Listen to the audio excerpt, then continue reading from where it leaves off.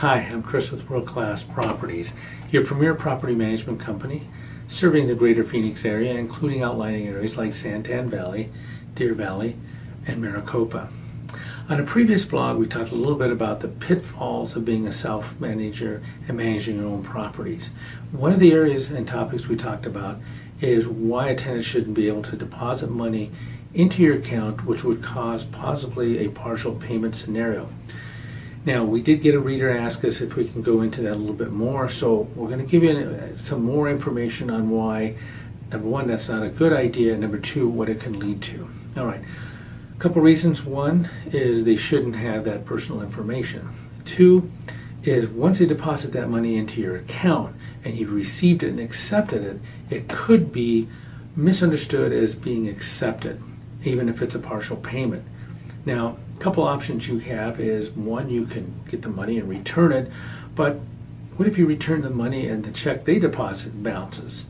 And two, that's more of a hassle and more time consuming as far as getting something, returning it. So it's easier that they don't deposit, and I know it makes sense to do that because it's less hassle and it's quicker, but in the end, it's just going to cause you headaches. So let's talk about the partial payment. Once you accept a partial payment, it changes the terms of your agreement.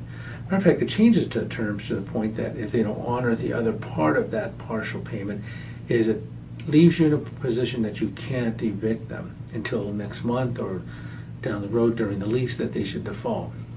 So even if they have the best intentions and they partially pay and you accept it and they don't meet the other terms of their agreement, then you can't evict them unless you have a partial payment agreement. And basically what that states is that they can pay partial payment now, pay the balance later, but I still retain the rights to evict you if you don't. And it's important.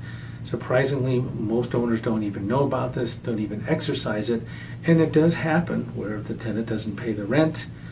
They're left in a position where, what do you do now? Well, there's not much you can do unless you have that agreement signed. So one thing about using a property management company is we make sure and adhere to the lease, not only to protect you, but make sure and let the tenant know that this is serious. It's a contract, it's an agreement.